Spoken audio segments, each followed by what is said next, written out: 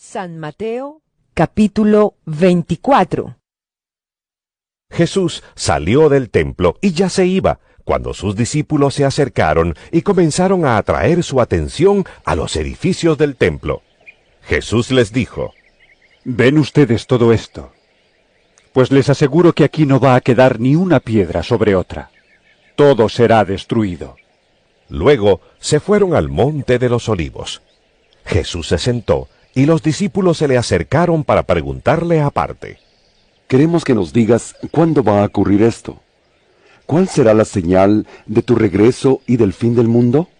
Jesús les contestó: Tengan cuidado de que nadie los engañe, porque vendrán muchos haciéndose pasar por mí. Dirán: yo soy el Mesías, y engañarán a mucha gente.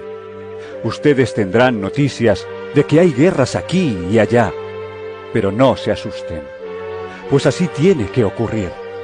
Sin embargo, aún no será el fin, porque una nación peleará contra otra y un país hará guerra contra otro, y habrá hambres y terremotos en muchos lugares. Pero todo eso apenas será el comienzo de los dolores.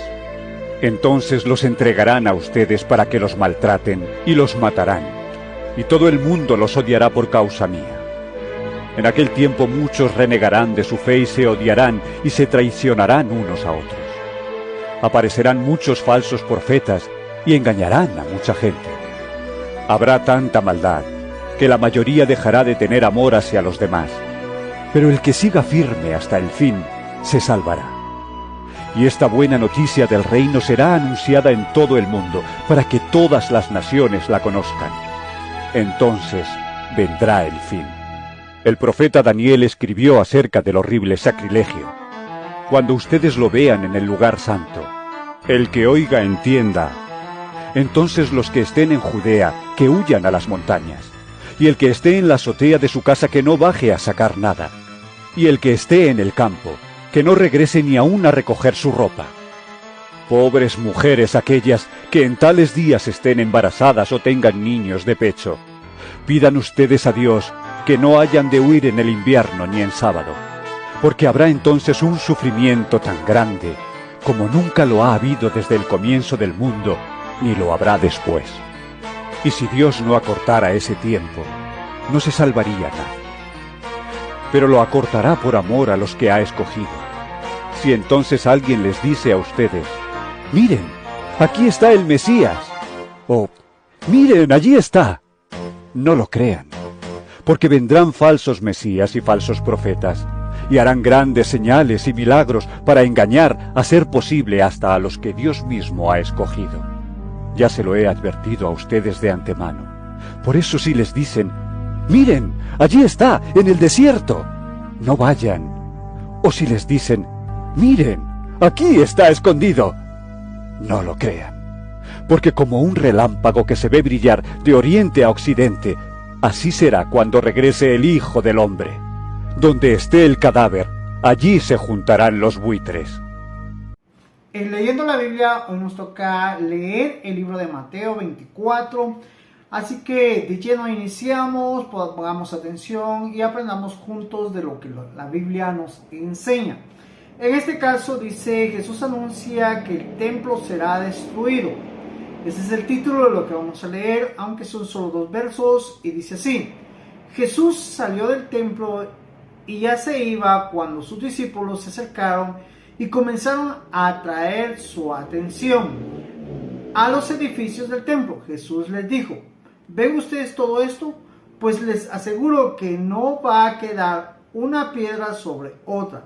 Todo será destruido.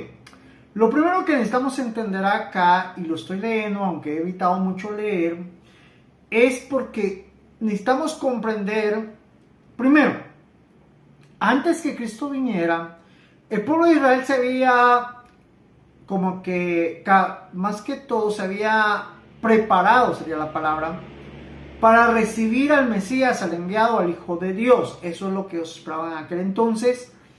Entonces, una de las señales que habría para cuando ya Cristo viniera era que el templo tenía que estar construido, terminado. Eso fue también uno de los planes de Dios, cuando ellos ya regresaron del cautiverio nuevamente a la tierra prometida. Entonces van y construyen el templo. Entonces todos esos preparativos tenían un solo propósito, era de que el Mesías venía. La pregunta acá es que de cierta manera, digamos, cuando los discípulos le dicen acá a él, mira, este es el templo, mira los edificios, mira esto, mira lo otro, digamos, ellos, como que ellos sí sabían que él era el Mesías, y como que dice, mira, esto fue preparado para ti, más o menos, no se lo dijeron en palabras, pero era lo que ellos querían que él viera. Ahora bien, ¿cómo pensarían o qué entenderían ellos cuando Cristo les dice, miren, este templo va a quedar destruido, no va a quedar piedra sobre piedra? En esta parte, lógicamente necesitamos entenderlo, porque Juan sí nos da una interpretación, pero como no estamos leyendo Juan y no queremos saltarnos en los evangelios, entonces acá nos vamos a quedar con la idea, recuérdense que lo estoy diciendo, nos vamos a quedar con la idea de que el templo físicamente sería destruido. Entonces, eso realmente sucedió. Después de más o menos en el año 70 después de Cristo, Roma destruye totalmente Israel, y uno de las destrucciones que se hizo así total, para que no quedara pero ni una piedra sobre piedra, fue el templo de Jerusalén. Entonces, lo que Cristo dijo en ese momento se cumplió a los 70 años. Lo que estoy tratando de decir es que Cristo habló de una manera que realmente iba a acontecer, y por ello es que sucedió. Ahora bien, hay una interpretación que les dije, pero lo vamos a ver cuando ya leamos Juan, que es la verdadera interpretación y la que realmente entendamos, porque realmente necesitamos comprender qué es lo que él quería que aprendieran siempre. Pero en este caso sí fue así, físicamente fue destruido. Ese templo físico que él vio, que se había construido en honor a él, fue destruido. Realmente no quedó piedra sobre piedra. Ahora vamos al verso 3.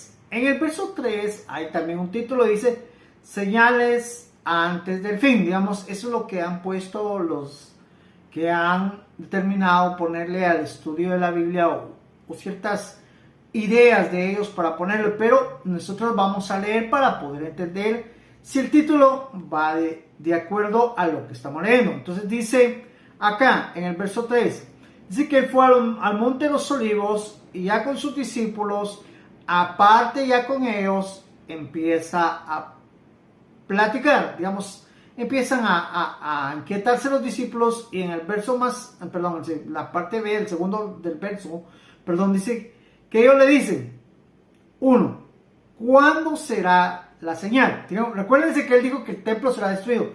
Ahora ellos le dicen, queremos que nos diga cuándo va a ocurrir esta señal, como que dice, cuándo el templo va a ser destruido, de señal de tu regreso y del fin del mundo. Como dice, ¿cuándo sucederá? Ocurrirá, ¿cuándo va a ocurrir esto, que era la destrucción del templo? La señal, cuando él regresaría, y el fin del mundo. Como quien dice, le están haciendo a Cristo 3 preguntas que él va a contestar. Entonces necesitamos comprender, llevar a la idea de esas 3 preguntas para entender el contexto de lo que estamos leyendo. Verso 4. Primera recomendación de Cristo antes de explicar lo que él va a explicar o que él va a contestar. Lo primero que él les dice, que necesita el que ellos tengan cuidado, porque les dice que tengan cuidado que nadie los engañe. Veámoslo de esta manera.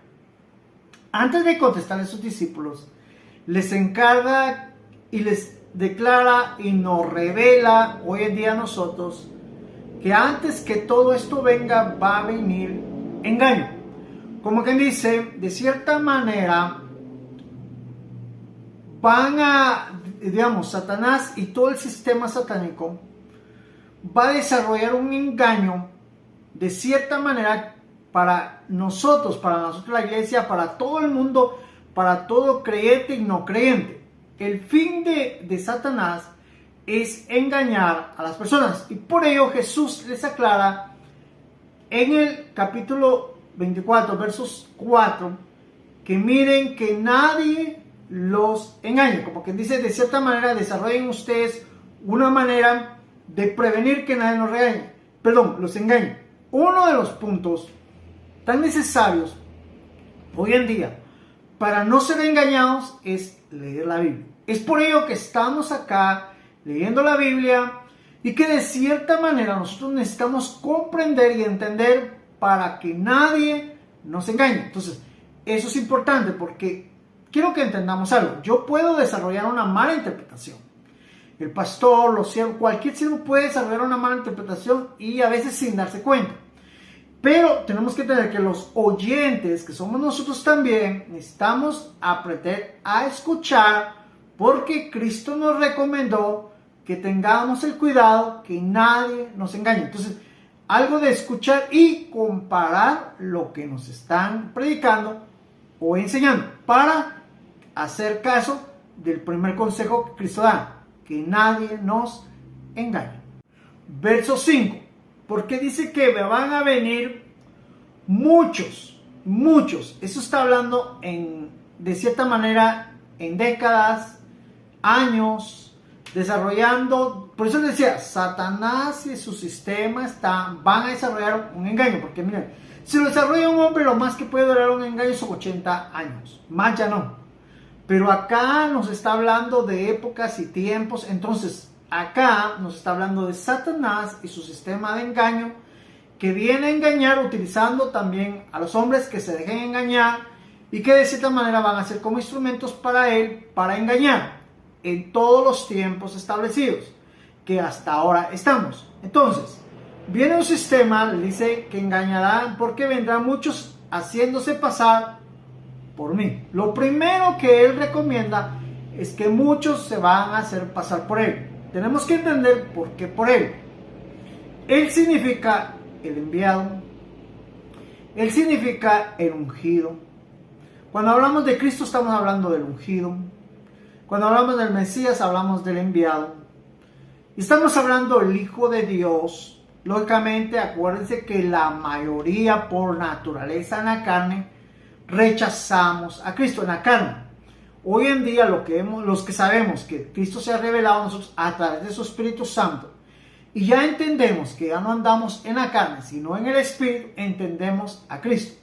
No rechazamos a Cristo, aceptamos a Cristo, entendemos lo que Cristo está haciendo. Pero los que no, dice la palabra que de cierta manera ellos rechazan a Cristo por la naturaleza carnal.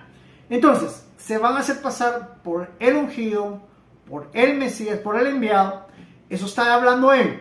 Entonces necesitamos entender que por todos estos tiempos, a nuestros tiempos, ha existido mucho siervos, pastores, que hoy en día conocemos como pastores, personas que han querido venir y presentarse como que personas especiales, tal vez no como el Hijo de Dios, tal vez no como el Mesías, tal vez no tan abierto, pero de cierta manera que tuvieron una revelación con Dios, que hablaron con Dios y todo su sistema de cierta manera.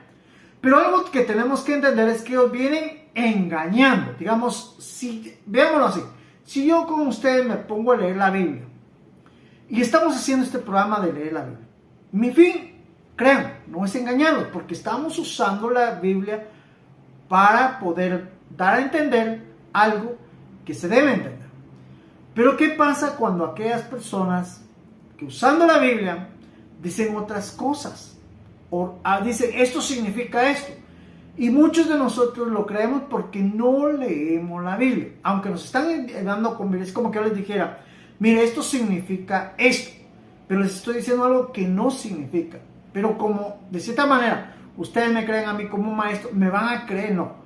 Algo que necesitamos y que ustedes necesitan hacer es cuestionarme. Es de cierta manera comparar. Sí, él dijo esto. Ajá, esto entiendo.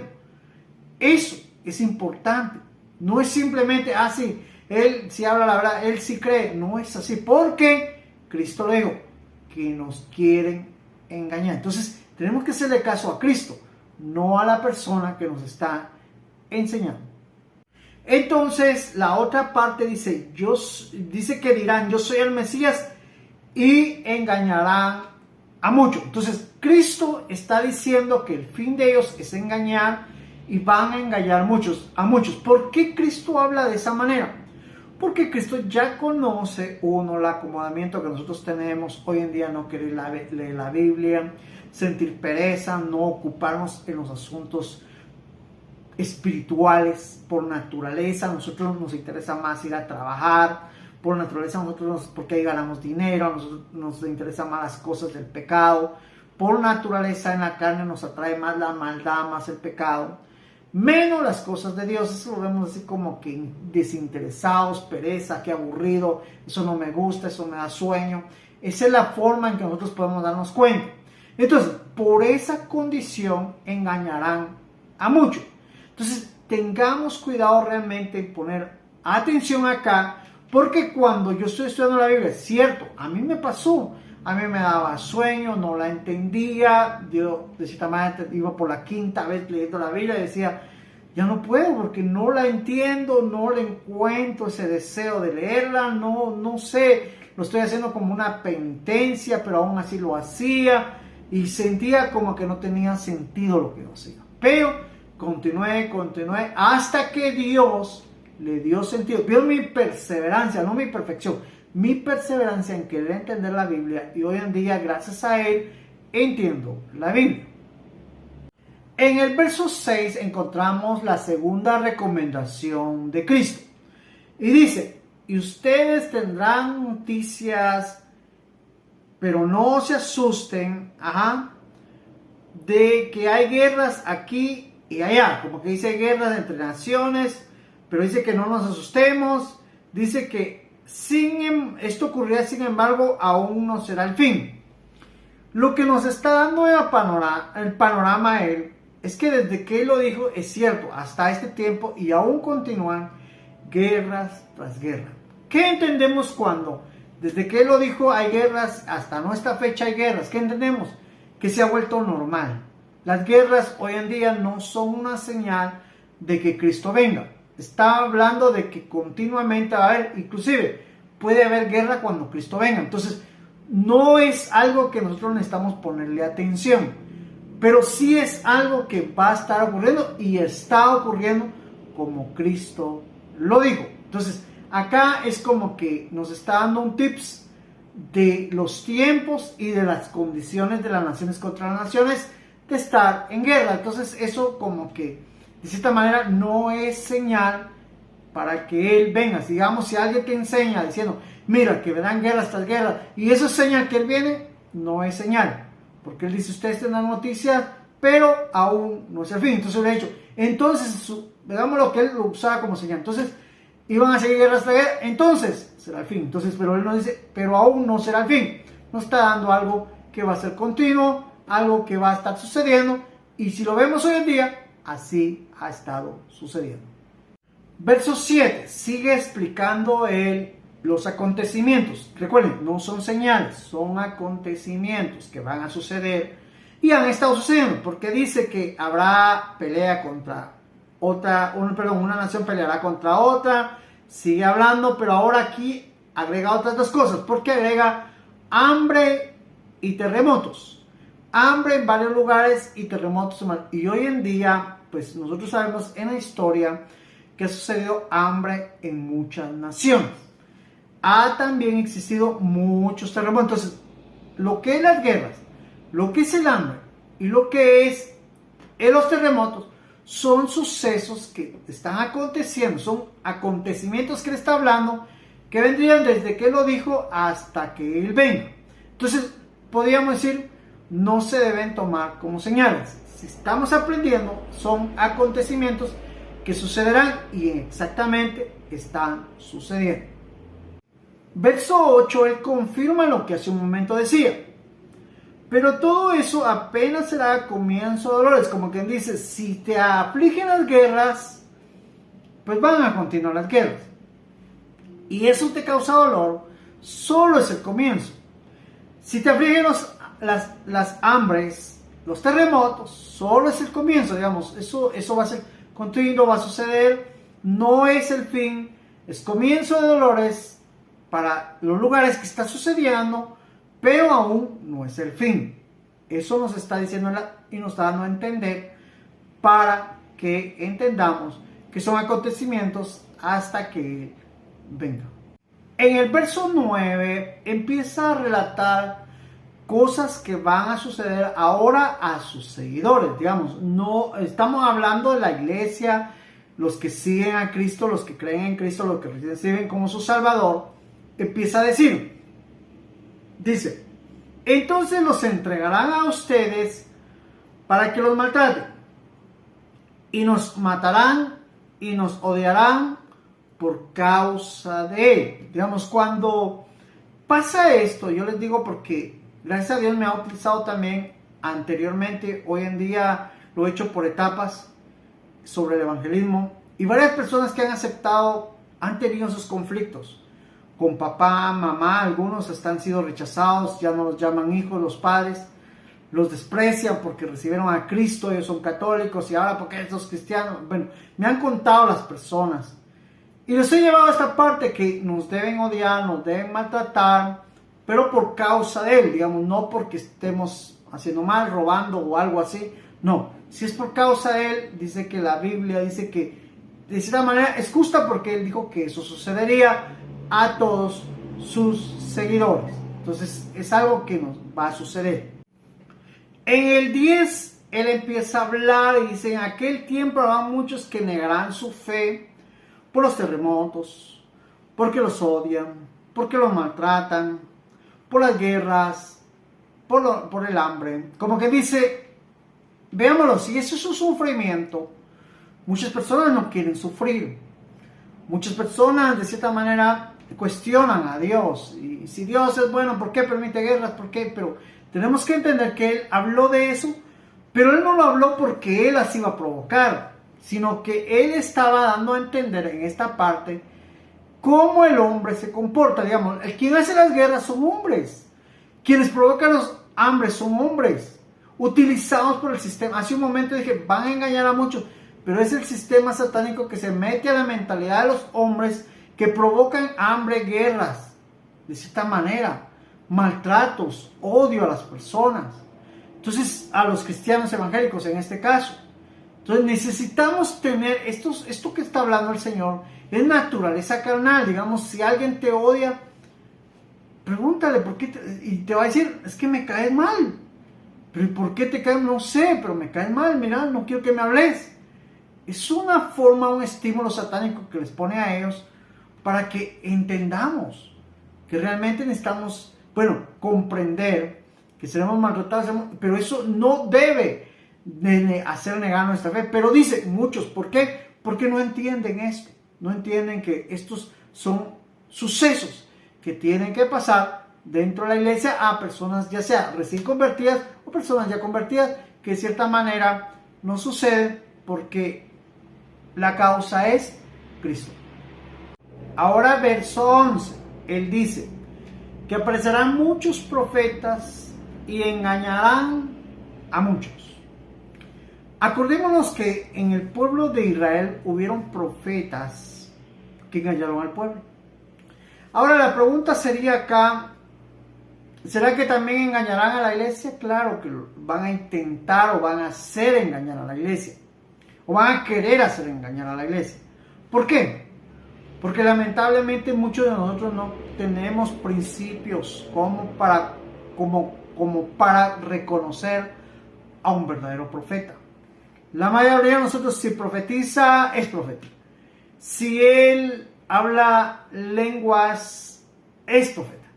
Si él dice que él es profeta, él es profeta. Entonces, definitivamente, la Biblia nos da principios para entender a un profeta de Dios. Pero como no leemos la Biblia, entonces no tenemos esos principios. Por ello, dice acá, entonces, que engañarán a muchos. Y otra cosa, porque muchos no leen la Biblia, van a ser engañados. Entonces, es por ello que en mi caso entiendo esto, y la forma de contrarrestar el no ser engañados es leer la Biblia. Y en este caso, juntos, aprendiendo lo que la Biblia nos enseña.